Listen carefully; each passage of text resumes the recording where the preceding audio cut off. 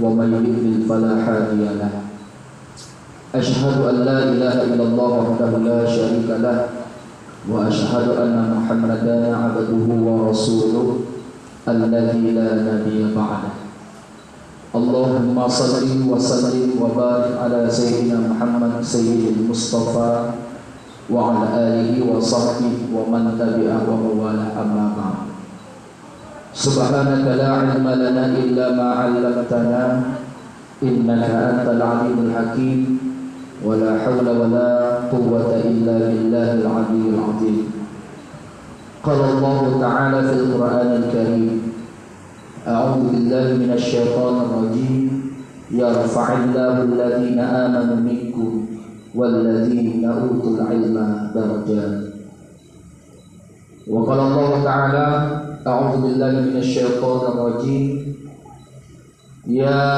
أيها الذين آمنوا اتقوا الله وتنظر نفس ما قدمت لغد واتقوا الله إن الله خبير بما تعملون وقال النبي صلى الله عليه وآله وسلم اتق الله حيثما كنت وأتبع السيئات الحسنة تمحوها صدق الله العظيم وصدق النبي الكريم ونحن على ذلك من الشاهدين والشاكرين والحمد لله رب العالمين. Salam ta'zim, salam hormat saya, sahabat saya, teman saya, Bapak Al-Ustaz Muhammad Syukri yang dirahmati dan dimuliakan oleh Allah beserta keluarga, kepada mu'allim dan mu'allimah, tenaga pendidik di TPA ini, dan kepada orang tua kami, wali-wali murid, mungkin wali santri atau jiran tetangga, masyarakat yang ada di komplek agraria ini, serta yang tidak luput kami sayangi anak-anak kami sekalian yang dirahmati dan dimuliakan oleh Allah Subhanahu wa taala. Mari sama kita mulai pertemuan ini, kita basahi kalam lidah kita dengan mengucapkan hamdalah, yaitu alhamdulillahirabbil alamin. Tanda sekurang-kurangnya kita mensyukuri nikmat Allah. Karena orang yang mensyukuri nikmat Allah itu, kata Syekh Sayyid Al-Baqi As-Sabta dalam kitab I'anatul Talibin di Muqaddimah, beliau mengatakan sebetulnya makna mensyukuri nikmat itu adalah memanfaatkan seluruh nikmat yang telah diberikan oleh Allah dalam rangka untuk meraih ridha Allah Subhanahu wa taala. Namun sekurang-kurangnya nikmat itu setidak-tidaknya kita basahi kalam lidah ini dengan memuji Allah Subhanahu wa taala, yakni alhamdulillahi rabbil alamin. Karena tanpa nikmat Allah maka mustahil kita dapat berkumpul di tempat yang mulia ini serangkaian melaksanakan acara kita bulanan, yaitu mengadakan kajian atau siraman rohani bagi wali santri. Mudah-mudahan pertemuan kita ini, ibu-ibu orang tua bin rahmat dari Allah Subhanahu wa taala, semoga mendapatkan ridho dari Allah Subhanahu wa taala dan senantiasa Ia melimpahkan kepada kita rahmat dan barokahnya, sehingga terdidik dan terbimbinglah kita menjadi insan kamilah, manusia yang sempurna, sehingga kita tergolong kepada orang yang beriman dan orang yang bertakwa di sisi Allah Subhanahu wa taala. Amin ya rabbal alamin. Salawat dan salam mari sama kita lanjutkan melalui kalam lidah ini. Kita hadiahkan kepada junjungan Nabi kita Nabi Muhammad Rasulullah sallallahu alaihi wasallam dengan mengucapkan Allahumma shalli ala sayyidina Muhammad wa ala ali sayyidina Muhammad. Mudah-mudahan insyaallah dengan asbab itu pula lah nanti di yaumul akhir kita semua tergolong kepada orang yang mendapatkan syafaatnya. Amin ya rabbal alamin. Mohon izin sahabat saya Al-Ustaz, saya pun ceramahnya adalah kalau panjang-panjang guna, tak pandai saya panjang-panjang. Karena begitulah kekuasaan dan guru saya, Allah yarham almarhum Kiai Haji Alimuddin Sregar, pengasuh pondok pesantren Bina Ulama Kisaran. Fotonya kepada saya, Jenal, kalaupun nanti kau jadi mubaligh, tolong kau menyampaikan itu jangan panjang-panjang. Jangan seperti Nabi Musa. Nabi Musa itu salah satu penyebab dia tidak disukai oleh umat, beliau itu kalau dakwah panjang. Makanya disuruh dia belajar kepada Nabi Khidir. Belajar kepada Nabi Khidir bagaimana cara menyampaikan dakwah itu. Karena orang yang menyampaikan tidak sama situasinya dengan orang yang mendengarkan. Walaupun dia tidak berbicara, walaupun dia tidak lotik, tapi kalau sudah mendengarkan pastilah, apalagi mendengarkan kajian. Tantangan yang paling berat dalam orang yang mendengarkan itu adalah bisikan setan. Kadang-kadang disuruhnya kita duduk menyandah. Ya Bu, dapat nyaman pula duduk menyandah. Setelah itu kau pula dalam hati awak, dah tunjukkan kapal lokal. Pas, orang pikir awak khusus pokoknya sudah mengantuk. Kita masih pesan itu, jago, balaya, bertambah 1 taka, balaya 1 tujuan. Mana lihat itu? Itulah setan. Karena pernah setan melintas di seorang aulia Allah, Muhammad Ibrahim bin Adham, seorang aulia Allah yang Allah berikan satu karomah bisa melihat makhluk gaib, salah satunya setan. Nampaknya setan ini melintas di muka dia membawa buntilan.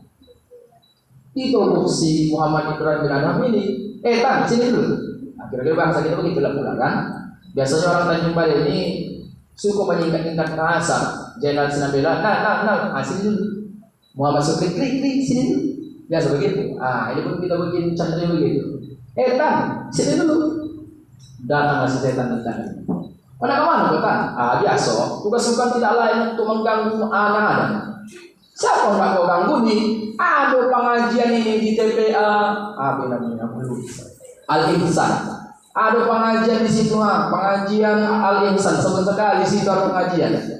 Belum apa ya pesan? Biasa. Tugas bukan sudah ditakdirkan oleh Allah untuk menggoda anak Adam. Biar ada nanti kawan itu tidak ngatur. Lalu apa yang kau bawa itu? Oh, ini hanya sekedar alat.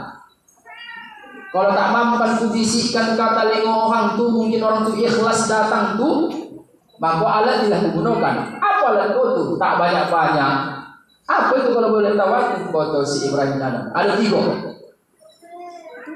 Yang pertama itu jarum. Rupanya setan biasa akan datang ke majelis taklim coba jarum. Untuk apa jarum ni? Aku akan mencucuk pantat orang yang mendoakan majelis taklim. Sehingga gelisah saya. Kalau ada orang duduknya gelisah. Itu lagi. Kita tengok belakang yo satu orang duduk gelisah. Udah, kalau tak mampan itu, kata si Ibrahim Adam, wah, ada senjata yang kedua. Ini, rupanya dilakukan kipas tukang sate. Kita dari situ tukang sate. Kenapa kipas itu? Biar Pak Sayyid Matoy. Yang tadi mencoba mana Ustaz Jenal sekarang lamat. Oh, begitu pula ya. Ya kalau tak mampan itu tetap dicoba. Dia tak makan berubah, istiqomah dia. Panoman yang ketiga itu, kalau tak mampu lagi yang ketiga dia entah lagi. Apa itu? Salimut. Usalimutkanlah dia dengan salimut kuning dengan tujuan tak kasih lagi arah pikiran dia.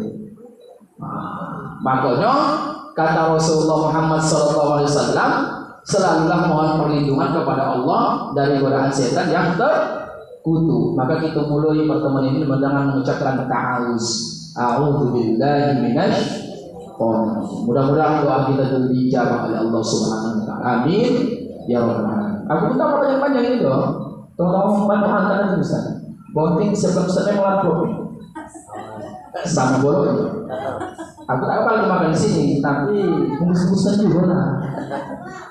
Apalagi sekali di sini kan, tunggu. Ibu, orang tuaku, jamaah yang dimuliakan oleh Allah Subhanahu wa taala. Setiap manusia sengaja Allah ciptakan kita ini harus saling berlumba-lumba, saling berpacu. Untuk apa?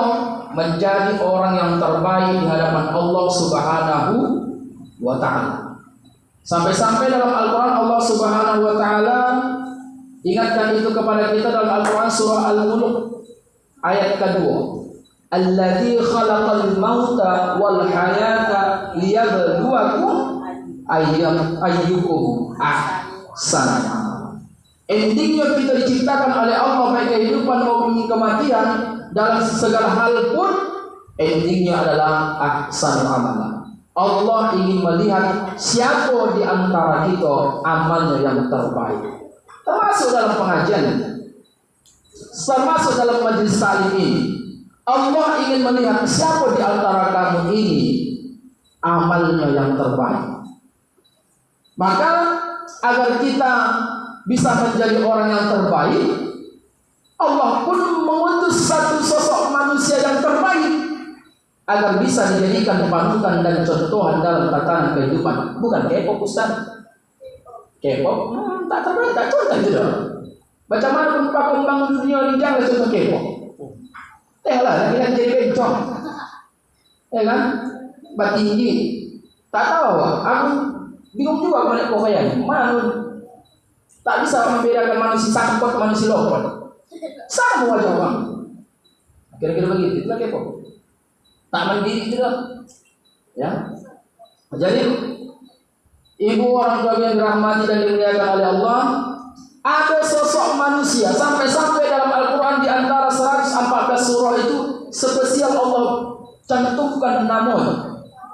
Bahkan di surah-surah lain Allah kisahkan kehidupannya. Sampai-sampai satu ayat menyanjung Allah, menyanjung manusia yang sebiji ini dalam Al-Quran surah Al-Ahzab ayat 21. Laqad kana lakum fi Rasulillahi uswatun hasanah. Ada Allah putus sosok manusia yang terbaik. Itulah yang harus kita contoh. Kenapa? Karena di dalam dirinya kata Allah Subhanahu wa taala uswah hasanah. Ada contoh yang terbaik. Tujuannya agar kita menjadi orang yang terbaik. Siapa itu? Tak lain tak bukan, jawabannya cuma satu. Nabi kita Nabi Muhammad Rasulullah sallallahu alaihi wasallam. Kalau begitu, apa penyebabnya sehingga Rasulullah Muhammad SAW itu ibu bisa menjadi hamba Allah yang terbaik? Maka mau tidak mau harus kita contoh Rasulullah itu, karena di dalam diri Rasulullah ada 5 sifat yang terbaik. Kita tidak membahas sidik, amanah, tabligh, fatona, itulah sifat wajib itu. Di lain dari sifat itu ada 5 sifat pakohojoan tingkah laku Rasulullah yang sering dikohojokannya, makanya dia bisa menjadi hamba yang terbaik di sisi Allah Subhanahu wa ta'ala. Dan ibu tidak menutup kemungkinan siapapun kita, kalau kita mau mengamalkan yang 5 ini, maka kita pun menjadi orang yang terbaik. Ustaz, langsung saja, kan sudah kepo, apa itu yang 5 yang terbaik? Pertama, kenapa Rasulullah itu menjadi hamba yang terbaik? Karena Rasulullah mengamalkan Quran. Rasulullah belajar Quran, Rasulullah mengamalkan isi kandungan Al-Quran, dan Rasulullah mengajarkan inti Al-Quran itu. Makanya Rasulullah mengatakan dalam hadis, khairukum man ta'allama Al-Quran wa 'allama. Bahkan dalam satu riwayat hadis yang lain pernah kita jumpai, khairukum man ta'allama Al-Quran wa 'allama wa 'allamaha. Sebaik-baik kamu, kata Rasulullah, adalah orang-orang yang belajar Quran, mengamalkan isi Quran, dan mendakwahkan Al-Quran itu. Jadi, Bapak dan Ibu orang tua yang dimuliakan oleh Allah Subhanahu wa ta'ala, kalau memang kita ingin menjadi orang yang terbaik, maka jadikanlah Al-Quran itu sebagai bacaan kehidupan kita, pedoman, tuntunan, kompas dalam perjalanan hidup ini.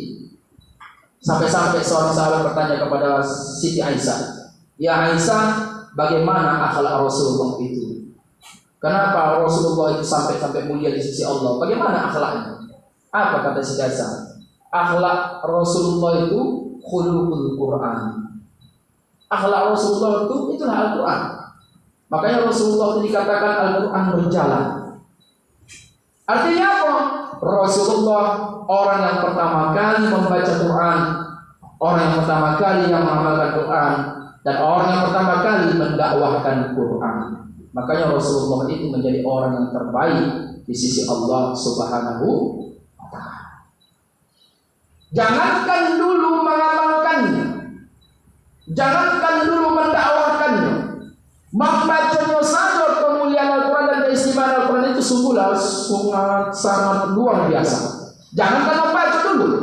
Allah katakan dalam Al-Quran, mendengarkan ayat Al-Quran itu saja dibacakan, mendengarkannya saja. Idza quri'al Qur'an fastami'. Apa kata Allah? La'allakum turhamun. Kalau kamu dibacakan ayat suci Al-Quran, maka doakan kami. Kenapa? Mendoakan saja kami bisa mendapat rahmat. Tapi ini ayat jangan diamalkan. Maksudnya Ustaz? Maksudnya bagi ibu-ibu yang pencinta wirid Yasin, jangan diamalkan. Nanti masuk nanti wirid Yasin dia bisa nih. Emang apa ibu dia? Baru mendoakan saja sudah dapat pahala.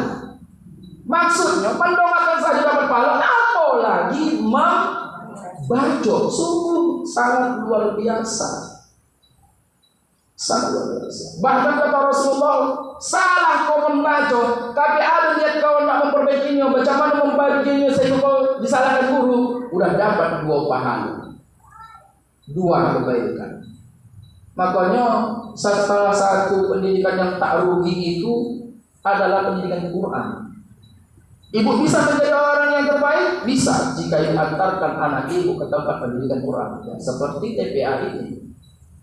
Saya bukan mempromosikan, tidak. Sampai ibu antarkan anak ibu ke internet, berarti sama dengan ibu mengantarkan anak ibu ke kuburan. Karena kata Rasulullah, buyuti nawiru buyutakum, terangilah kamu rumah tangga kamu itu bitilawatil Quran, dengan bacaan ayat. Awak tak mengaji, kenapa tak mengaji? Kalau tak mengaji. Tapi jangan sempat kita jadi penghuni kuburan di rumah itu. Antahkan diri kita atau anak kita menjadi orang-orang yang pandai baca Quran. Itu yang pertama. Jadi kalau hendak kita menjadi orang yang terbaik itu sederhana sekali. Jadikanlah Quran itu menjadi bacaan kehidupan kita. Kemudian jadikanlah Quran itu setelah tahap kita membaca, tahap membaca ini pun banyak.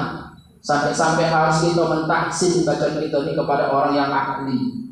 Jangan bangga nanti naik Quran udah bagus kita ustaz.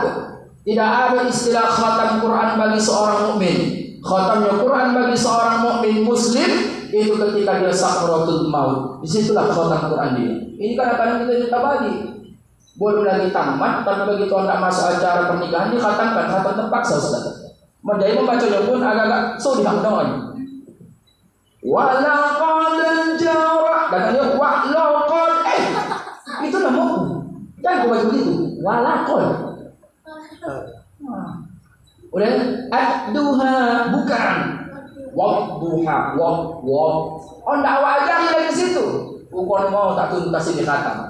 Cuman lah pula anak tahu disdua karena oma nak menikahkan kakak di sigar tadi biar acara itu sekali jalan dinaikkanlah anak yang membaca itu patah-patah.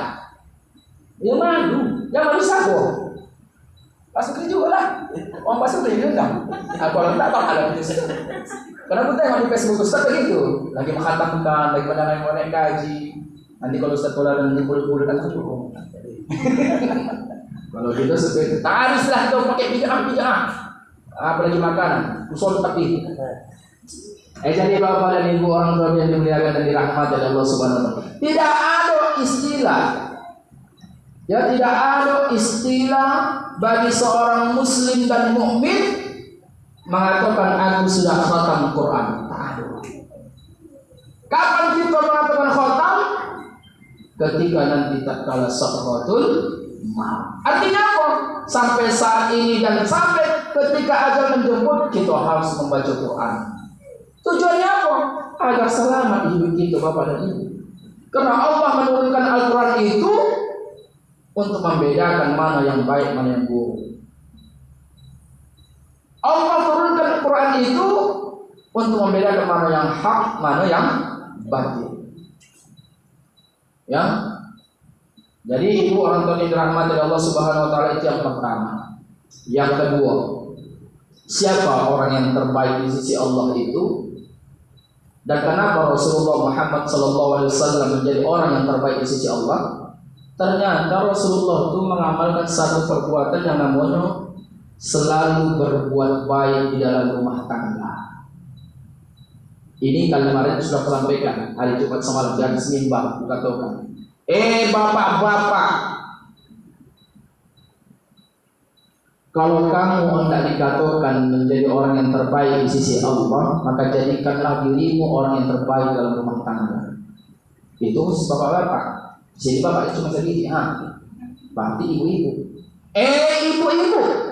Ibu pun bisa menjadi orang yang terbaik jika ibu bisa memposisikan diri ibu dalam rumah tangga itu menjadi istri yang terbaik, omah yang terbaik, orang tua yang terbaik dalam rumah tangga. Karena Rasulullah Muhammad SAW pernah bersabda, khairukum li ahli. Sebaik-baik kamu adalah orang yang terbaik di dalam keluarganya. Sampai-sampai dia menyanjung dirinya.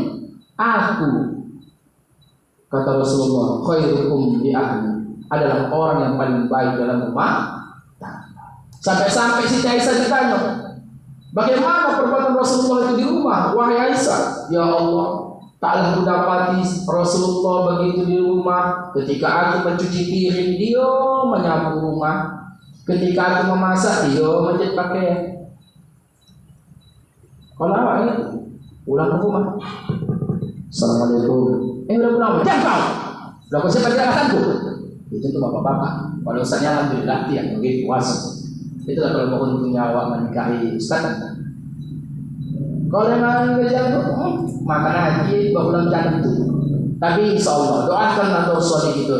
Mudah-mudahan Allah memberikan itu ya sehingga dia bisa berubah. Karena manusia itu tidak ada yang begitu lahir langsung menjadi ustaz, tidak. Lahir menjadi orang yang baik, tidak. Dia butuh perjalanan hidup.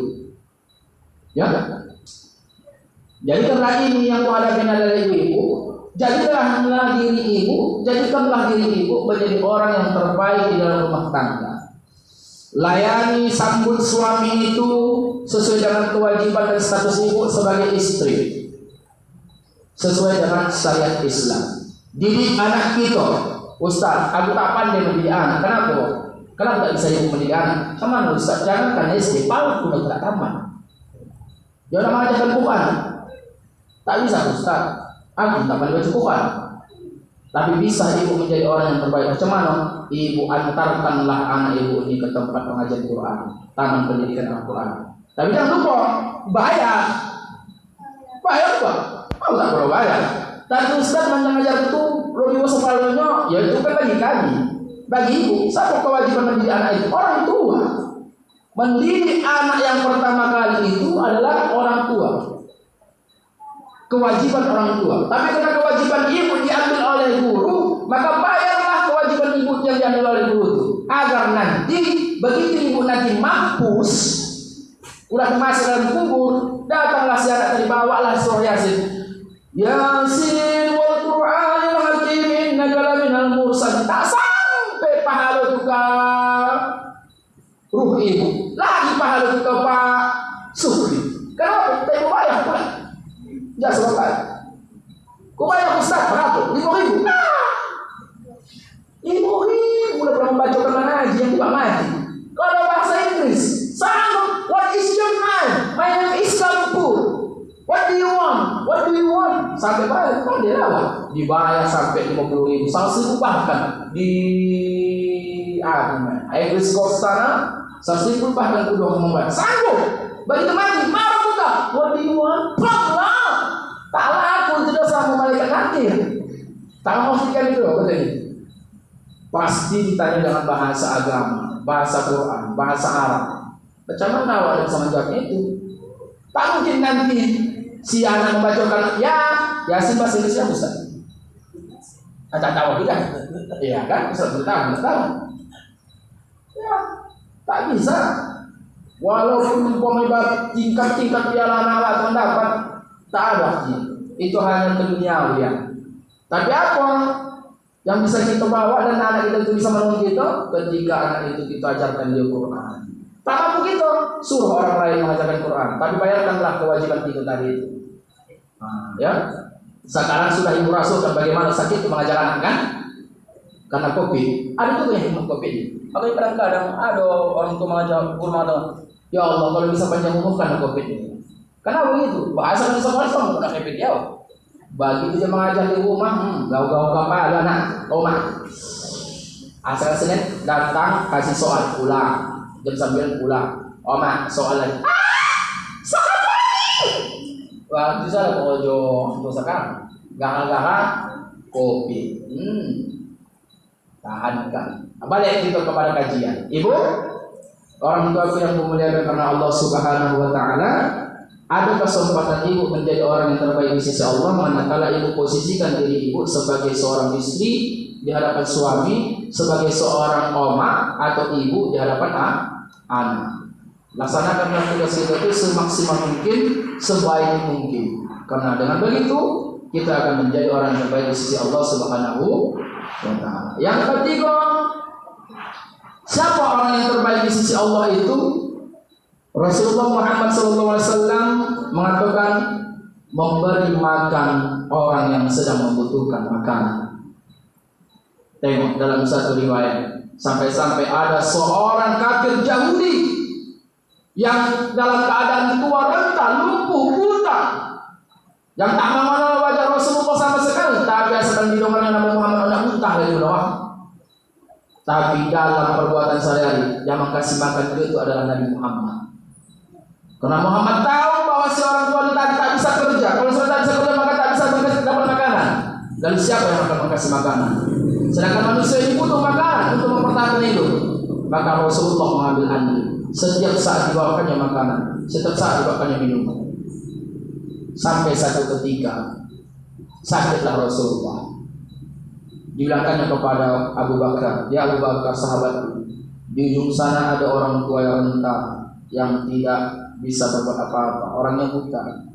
Dan sekarang sudah waktunya dia makan. Biasanya aku mengkasih makanan itu, tapi sekarang tak sanggup, tak mampu aku mendatanginya. Silahkan coba makanan ini, antahkan ke dia. Dia sekarang mencari. Betul pula.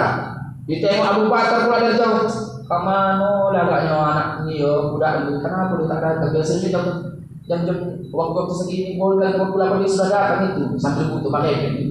Datanglah si Abu Bakar ini. Si Abu Bakar ini dah jijiin banyak kawan ini. Kenapa? Karena Rasulullah akan dicaci baginya. Tapi Rasulullah tak pernah menjawab dan tak pernah membalas. Kalau itu Ustaz, botullah kau Ustaz setan, Ustaz hantu. Meninggal dia, saya tak doakan. Matilah pandanya. Begitu Pak ya. Tapi Rasulullah sungguh luar biasa akhlak. Datanglah Abu Bakar membawa sepotong roti dan air minum. Dikasihkan oleh air minum itu. Minum.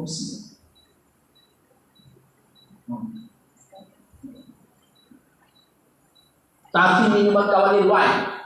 Karena Abu Bakar ini memang doyan minuman jijik mana kan. Disuguh begini. Minum minum. Heranlah pula si orang tua Bang Koli tadi. Koli siapa? Koli bukan orang yang biasa mengasih makan. Kau tahu? Begitulah pakai tadi. Dikasih makanan ini kan, pak sempat kau muncul kawan. Kalau Rasulullah tidak, dikunjak kunyitnya sedikit, dapat lembut, baru dikasihkan makanan itu. Akhirnya, sok, siapa kau ni? Cakaplah si Abu Bakar. Aku orang yang biasa mengkasih kau makan. Tak mungkin. Dari suaranya saja pun sudah berbeda. Orang yang mengkasih makan butuh bahasanya lembut. Sebelum dia mengkasih makan ditanya, baca mana kabar buah, sehatnya. Kau tidak, langsung kau sontakkan ya itu. Langsung kau sumberkan yang kau tahu kalau di hidup tak ada. Bagilah bahasa Nabi Okiro. Tahu nggak tahu? Iya. Dia tahu berapa ini? Aku Abu Bakar. Dia tahu mana orang yang salah mati? Aku Abu Bakar. Kenapa kau kasih Abu Bakar? Mengkasih makan kau si orang tua butuh di tadi. Aku disuruh orang yang biasa mengkasih makan. Kemana dia? Dia sekarang sakit. Siapa yang boleh mengkasih makan tu? Kau si orang tua di tadi. Dibilang itulah orang yang selalu kau caci maki itu. Muhammad bin Abdullah, iya, tak mungkin. Kalau tak mungkin jauh, mau bawa orang sana. Bagi dibawanya dari orang tua kita sampai ke rumah. Assalamualaikum kata Abu Bakar. Dijawab dari Muhammad. Waalaikumsalam. Orang butuh mahal dari suara dan dari rapuan. Barulah tetes air matanya. Kau itu wahai Muhammad yang selalu mengalami makasih atas makan dan minum. Apa kata dari Muhammad? Bukan dari iyo, aku. Bukan. Apa kata dari Muhammad? Udah makan buah. Pola itu. Iya lah. Untung ada buah kan? Kalau tidak ada buah. Sombong kan? Tapi Nabi Muhammad tidak. Ditanya, udah makan nyawa? Lalu apa kata si wanita tadi? Wahai Muhammad, maafkan aku. Tapi karena kebaikan Nabi Muhammad pada saat itu sikap terjauh dari masuk surga. Masuk surga, masuk Islam. Maaf. Jadi Bapak dan Ibu orang tuaku, anak-anak kami yang dirahmati dan dimuliakan oleh Allah Subhanahu wa taala, jangan pelit pakai makanan. Sampai-sampai mohon maaf ya Allah katakan kita ini pendusta. Rajin sembahyang, rajin puasa, rajin bacakan, rajin naik haji, umrah berkali-kali. Tapi tetap kata Allah kita ini pendusta. Kenapa? Karena ketika ada makanan, ini Ustaz, ini resikonya makanan yang bahaya Ustaz. Apalagi wangi, wangi dunia itu udah itu apa kau? Ya, makanya nak coba ini, makanya nak coba ini Bu. Dan tahu bagaimana rasul sodak roti dunia ini. Allah. Tak cium lagi kan tetangga. Untung juga lah kita ni benteng dinding kan. Kalau tidak kan dosa setelah baca. Karena Rasulullah Muhammad SAW mengatakan la yu'minu ahadukum hatta yuhibba li akhihi wa yuhibba li nafsihi. Bahkan dari selain tak beriman kamu ketika kamu mendengar jiran belum merasa lapar, sedangkan kamu dalam keadaan kekonyakan. Makanya Allah katakan pendusta, ara'aital ladzi yukadzibu bid-din. Ayat ketiga menjawabnya. Apa? Wala ya'budu, tak mengkasih makan orang fakir miskin. Pendusta. Maka jangan jadi pendusta. Makanya Rasulullah mengatakan kalau anak kamu jadi orang yang terbaik, khairukum man at'ama. Sebaik-baik manusia di antara kamu adalah mengkasih makan kepada orang yang membutuhkan makan. Rugi lah Ustaz, siapa bilang rugi? Sampai-sampai kata Rasulullah Muhammad SAW, ittaqinna walau bisikit tamrin. Takutlah kamu dengan siksaan api neraka, walaupun kamu mengkasih makan itu sebutir kurma. Apa asbabul wurud hadis ini? Datang malaikat Jibril. Jibril, ya Muhammad, ada apa? Ada wahyu? Tidak. Aku mengkasih kabar sama kamu. Kau tengok perempuan di sana tuh, tak mungkin busuk begini kan? Cari dekat hati, bukan kalau sama cari tuh. Di sana benar apa Pak? Yang saya lagi sedang berjalan tuh. Iya nampak. Tahu kau Muhammad? Itu kata Allah ahli neraka. Itu perempuan ahli neraka. Wah, apa masalahnya wahai Jibril? Kenapa itu Allah katakan ahli neraka? Oh Muhammad, tak bisa ada hubungan.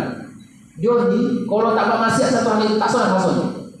Kalau tak berzina satu hari itu tak sudah masuknya. Oh begitu? Iya. Kemudian diperhatikan Muhammad dan jadi gawe perempuan yang menuju Jibril. Ganyoknya tak bagi itulah potongan perempuan sambil makan kurma. Akhirnya di sisi lain nampaknya seorang ibu-ibu yang sedang menggendong bayi yang menangis. Kenapa anaknya Bu? Dihampiri. Kenapa anaknya Bu? Inilah nak tak tahu kalau puasa nak tinggal apa. Kalau kenapa hari kenapa tak disusui? Sama lah kami 3 hari tak makan. Mohon doakan 3 hari tak makan Bu. Bu, ini ada sepotong kurma. Ibu makanlah dulu dan kasih anak itu sedikit. Dia berpori. Mau kasih anak? Pori. Akhirnya izin Allah disebabkan ini kurma kemudian si budak ini tadi. Diam. Spontan dia. Lalu datang mereka itu. Pak, datang lagi ini. Kau tengok perempuan tadi? Ini sudah Allah takdirkan menjadi ahli surga. Wah, coba tadi nggak apa ini surga. Apa sebabnya? Dia dengan ikhlas mengkasih makan yang dia punya kepada orang yang membutuhkan makanan. Makanya keluarlah hadis itu. Ittaqinna walau bisikit tamrin. Takutlah kamu pada apa itu, walaupun hanya sepotong kurma. Ya, jangan polik-polik makanan kita tidak mati. Ini Ustaz, tapi anak Ustaz. Aku pun dulu sobat melakukan ini. Baca aja lah kita buat dulu, tapi tak sama satu lagi ibarat. membuli al-hadi, dimakan mentah. Nah, digonceng dia. Ibu kalian, datanglah kapan ada datang. Saking kemudiannya bu, dilurahinya makan. Ini ya Allah ya Tuhanku, aku karena ya Allah kalau memang begitu sifat. Ya Rabbi, orang juga melakukan. Kadang-kadang, diminumnya yang dia. Oh ya. Tangankannya mengisi awak, ya Allah. Lalu karena hidung awak. Apalagi minumnya es doger di siang pasar. Ya Mak Ustaz. Wah, tapi itulah kenakalan kita di waktu kecil-kecil mengisi. Tapi hanya membuat begitu tuh. Ya Allah, Allah murka. Ustaz, sedikit aku kasih pengalaman ini fakta nyata. Pernah lagi memboleh goreng pisang Ustaz. Datanglah orang yang dikatakan dia anak pang tidak. Karena anak pang tahu kaya, kamu itu pacak-pacak. Ini cuma anak biasa, cuma lagi kayak anak-anak pasangan lah. Sampirnya, Ustaz, Assalamualaikum, Waalaikumsalam. Tadi mana foto aku Ustaz? Aku tengok potongannya psikologi saja. Ayo pulang. Dah, saya Ustaz sehat. Dan kemudian Ustaz tegor. Ustaz, bahkan boleh, aku boleh. Kalau aku bisa jawab, aku jawab. Aku tak bisa maafkan aku. Karena tak semua Ustaz bisa menjawab pertanyaan. Oh iya. Apalah kira-kiranya ibadah yang membuat Allah Subhanahu Wa Taala tersodak?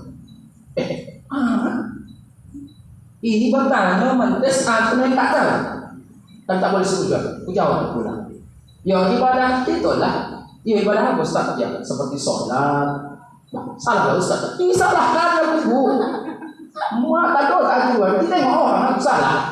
Salah Ustaz. Kenapa kau bilang salah? Padahal sholat itu adalah salah satunya ibadah nanti pertama kali dihisab oleh Allah Subhanahu wa taala sampai keluar pula dari pula kan. Awal ma yuhasabu bil abdi yaumil qiyamah as-shalah. Amal ibadah kita nanti di akhirat dihitung oleh Allah pertama kali adalah sholat, bukan yang lain. Sholat dulu, betul. Tapi itu tidak membuat Allah sholat. Karena ibadah itu untuk Ustaz sendiri. Tahu Ustaz, ada ibadah yang sangat begitu kuat, tapi Allah itu sholat. Apa itu? Apa itu? Watahan. Ketika Ustaz mengkasih makanan kepada orang yang butuh makanan, di situ Allah Subhanahu wa taala menyaksikan Ustaz dan dia tersenyum pada Ustaz. Goreng itu kasih ke kawan. Dikasihlah goreng. Terima kasih Ustaz. Entahkah ilmunya kan? Saya minta goreng. Tapi aku dapat ilmu ketika itu. Ku cari hadis itu ternyata ada. Allah la ilaha illallah subhanallah. Begitulah kadang-kadang yang Allah sayang sama kita tuh Bu. Tak langsung ayat itu turun kau tak awalnya. Didatangkannya manusia untuk mengingatkan nawa. Assalamualaikum Pak Puasa. Waalaikumsalam. Apa itu deh? Ini Bu, kita ni mengadakan Isra Mi'raj. Karena sebentar lagi kita kenal mengadakan Isra Mi'raj. Sebentar lagi kami mau ada yang sembah. Enak kali kau. Ini zaman kopi, payah cari duit. Padahal, ya Allah, apa ini? Sengaja Allah datangkan darah itu bohka, tapi itu tak onda. Kadang-kadang datang juga lagi, tapi kadang-kadang juga susah Ustaz. Boleh lagi buka ini SPBU ini, udah terbaca begini. Jangan buka yang solid. Ada itu, ada orang punya itu. Atas aku di tanahnya itu, anak aku ini membiarkan orang omak begitu. Tapi dia boleh itu nak, dia boleh. Boleh lagi kita buka ini SPBU, kalau SPBU kan bisa nak buka jam 6, dia udah terbaca jam musik. Nih sampai pulang. Sampai gua mulai ke atas tuh, walaupun memang 2000, gua beda dengan di muka apotik Jaya Mandiri. Apotik Jaya Mandiri itu hampir tetesan atau bukan 3 mandi, apa lagi? Bagaimana dingin dengan dia? Kadang-kadang kau pas dia kaki pada itu, duduk dia balik. Ya bayar. Kalau bang itu aja pak, nak kau jago bisa kau kan. Kalau tentang sehatnya, ugahnya, bang kau jadi bisa. Ini kan? Kalulah. Tak ada katakan lagi. Kembali kepada kita. Onda dikasih alhamdulillah, onda usah jangan dikatoi. Ya Ustaz terkejut. Astagfirullahaladzim. Ya Allah ya Tuhan. Tak ada. Dah. Pokoknya orang yang terbaik itu adalah mengkasih makan kepada orang yang membutuhkan. Yang keempat, sudah lewat 7 menit, udah 30 menit ya. Siapa orang yang terbaik itu? Ternyata Rasulullah Muhammad SAW, kenapa dia bisa menjadi orang yang terbaik? Rasulullah itu menjadikan dirinya agar dia bermanfaat untuk orang lain. Saking kan bermanfaatnya dia, sebelum dia menjadi Rasul, udah bermanfaat untuk orang lain. Pernah Bani Hasyim, Bani Quraisy, atau Bani apa lagi dua lagi, bahwa gara-gara hendak memindahkan ini batu Hajar Aswad. Aku yang lebih berhak, kata Bani Hasyim. Tidak, kau tak berhak. Aku yang berhak, kata Bani Quraisy. Masing-masing mengaku. Sehingga gara-gara bertongkar, tak ada yang makan ini. Beginilah, karena dia ketua. Kita tunggu siapa yang datang dari pojok sana. Kalau dia menyuruh salah satu di antara kita, maka kita harus setuju dia dan mengangkat batu itu. Kita tanya pendapat dia. Baca ini. Rupanya yang datang itu Rasul. Nah, pas. Satu juga boleh kasih pendapat. Pas setuju. Dia itu kan alamin. Sebelum Rasulullah dianggap menjadi Rasulullah, udah ada golongannya. S1 nya alamin. Setelah dia jadi S2, Rasul. Mana? Ya Muhammad. Ta'alul. Bagi Muhammad, ini batu Hajar Aswad, keturunan dari nenek-nenek moyang kita dulu. Sekarang udah kita tetapkan di Ka'bah. Baca Muhammad, siapa yang kira-kira berhak mengangkat batu ini? Aku Muhammad, kata si Bani Hasyim. Tidaklah aku Muhammad, Bani Quraisy. Akhirnya kata Muhammad dibontangkan dari sopan ditanya. Sehingga jadilah empat suhu. Saya lupa itu 2 orang lagi yang dari Bani Hasyim. Letakkanlah batu ini di atas sopan tadi. Nah, Bani Hasyim pegang. Nah, Bani Quraisy pegang. Angkat dia angkatlah batu ini tadi. Baca Rasulullah. Kau merempatnya akhirnya mengangkat batu tadi. Walaupun di atas selendang atau di atas kain. Pokoknya di atas kain lah. Sampailah ke tempat Ka'bah. Tengok. Pada masa itu saja Rasulullah sudah bermanfaat. Apalagi sudah menjadi Rasulullah. Tanpa Rasulullah, maka kita tak akan bisa mengenal Allah Subhanahu wa Ta'ala. Jadi apa maksudnya Bapak dan Ibu? Kata Rasulullah, sebaik-baik manusia apabila dia bisa bermanfaat untuk orang lain. Khairun nas anfa'uhum linnas. Sebaik-baik manusia. 3 yang manusia bisa bermanfaat, Ibu. Pertama, dari segi hartanya.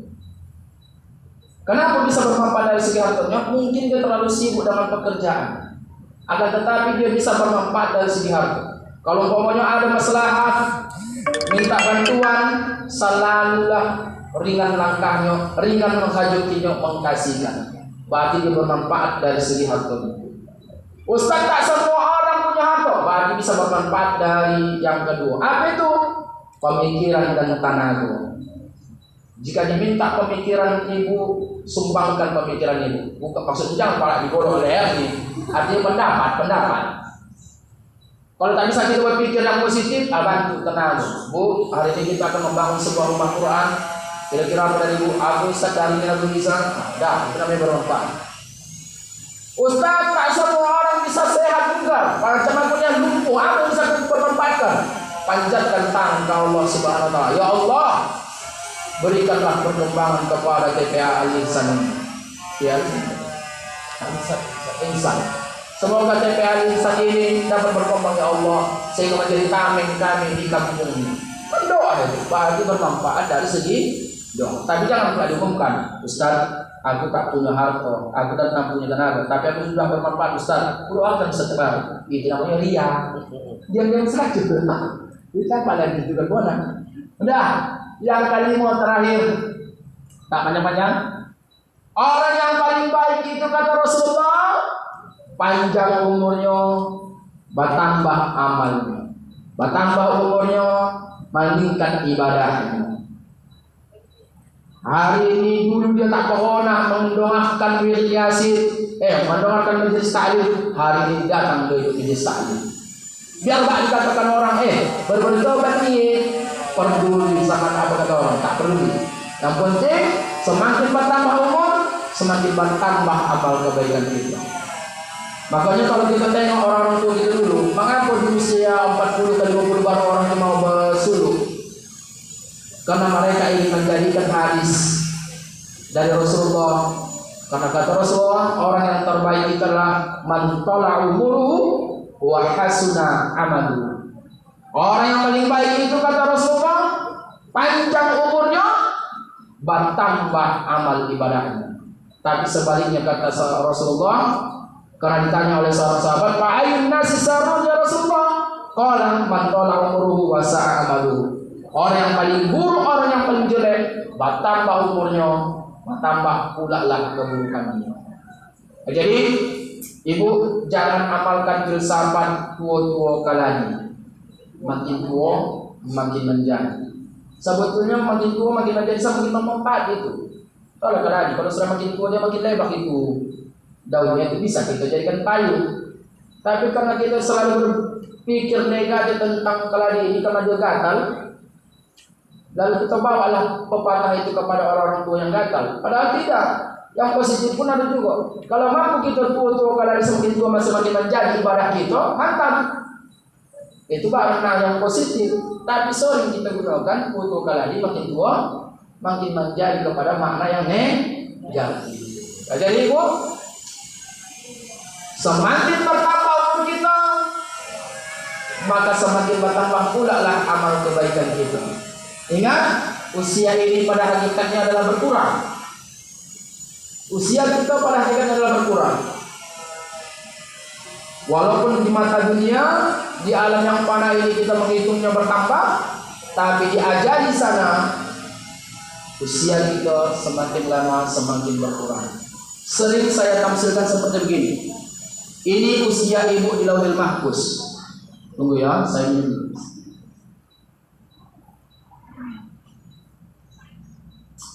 Anggap teh manis ini usia ibu di Lauhil Mahfuz.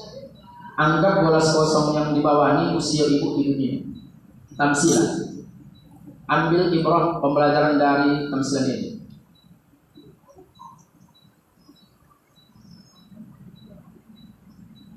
Apa yang terjadi? Air yang di atas semakin lama semakin kosong, air yang di bawah semakin lama semakin berisi. Air itulah ibarat umur kita. Di Lauhil Mahfuz umur kita semakin lama semakin berkurang.